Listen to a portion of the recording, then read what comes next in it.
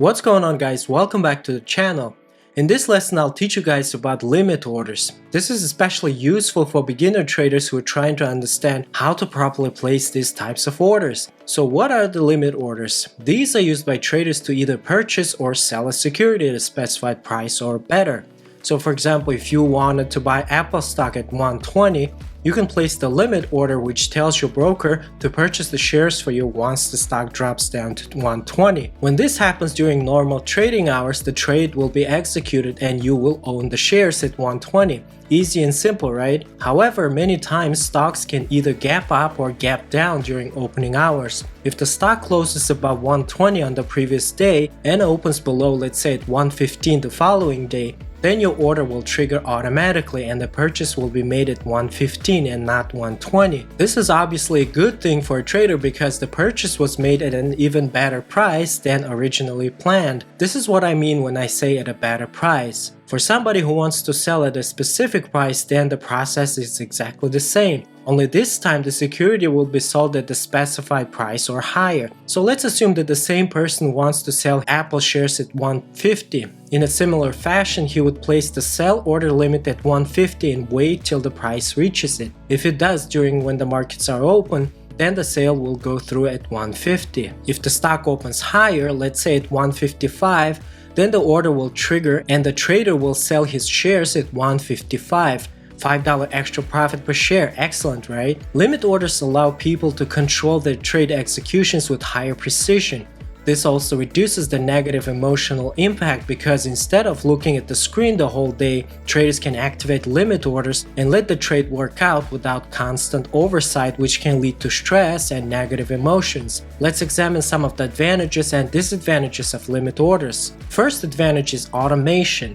You will waste considerably less time by not sitting in front of the computer all day if you utilize limit orders in your trading. For example, if you've identified a support area where you would like to purchase a stock, you can place the buy limit order in advance, turn off your computer and spend the rest of your day with your family, for example, because the order will trigger regardless whether you're watching the stock or not. The second is much less emotional impact for a trader. This is because trying to enter a trade during fast-moving markets can lead to a bunch of undesirable results, such as making mistakes, making decisions based on emotions, and overall bad executions.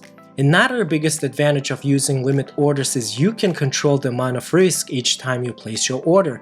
My personal rule is to always place limit and protective stop orders together so that I know in advance how much I'm risking before I place any trades.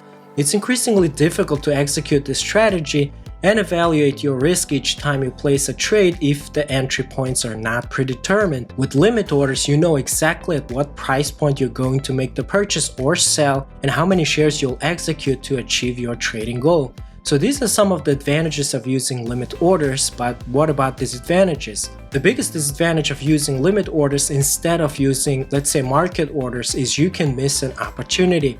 This is due to the nature of the limit orders. It will be executed only if it reaches the exact price point specified in your order. If it misses it by a penny, the order will not be executed. Trust me, it's an infuriating experience when something like this happens.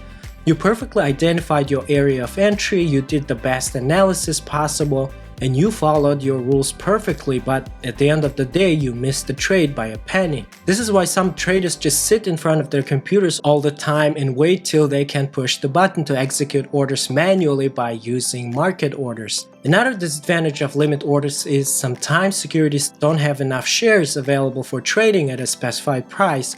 So for example, if I wanted to buy 10,000 shares of XYZ stock at $10 per share, but there are only 500 shares available at $10, then I will purchase only 500 shares. The limit order to purchase the rest will still be there, but what's the point if you can't purchase the rest, right? On the other hand, if you use the market order instead, you would have probably purchased all 10,000 shares, but at different price points. But if your initial goal was to accumulate shares regardless of price, then this would have been perfect. The third disadvantage is when the original reason to purchase or sell a stock completely changes overnight. This can happen due to various events such as a company declaring bankruptcy, a black swan event, or bad earnings report.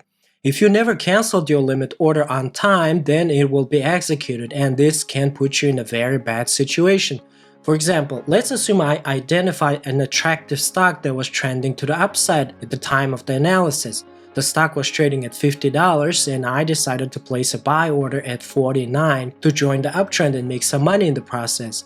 However, before the markets opened the next day, there was news about the company that its finances were in a bad shape and it might not be able to continue its operations in the near future. What do you think will happen to the stock? It will obviously collapse, right? Let's say it opened the next day at $40 a share and started trending lower. Since I didn't cancel my limit order in time, I ended up owning this stock at $40. In theory, this is fantastic because instead of paying $50, I paid only $40 and it should be an awesome deal, right? Not exactly, because the problem is the stock is now going to trend to the downside and not to the upside, not what I projected in the first place, correct? Therefore, if I keep the shares, I will probably lose a considerable amount of money, and that's why the best decision in this situation would be to get rid of the shares as soon as possible without losing too much of my capital. If I didn't activate the limit order the day before and instead, let's say, waited for the opening to buy the shares using a market order, I would have canceled the plan altogether, avoiding the big hit. This is why sometimes using limit orders presents some risks that need to be evaluated and carefully analyzed. So here's a quick little tutorial that shows you how the procedure of placing limit orders work. I chose the E-Trade platform to show the steps. The first thing we have to do on the platform is to choose the section for trading. This reveals the option to search for the security that we would like to trade. We can type in the Apple stock symbol and hit enter. Alternatively, we can choose from the list of available symbols on the screen as well.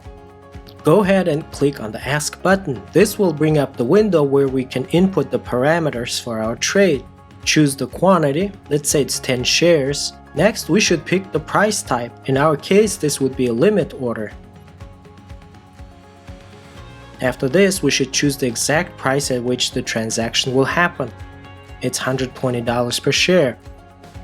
And the last thing, we should select the duration, or how long the trade will remain in the system before being cancelled by the broker. Let's set it to good till cancelled for 60 days. Once it's done, we can hit the preview button to review our trade parameters one last time.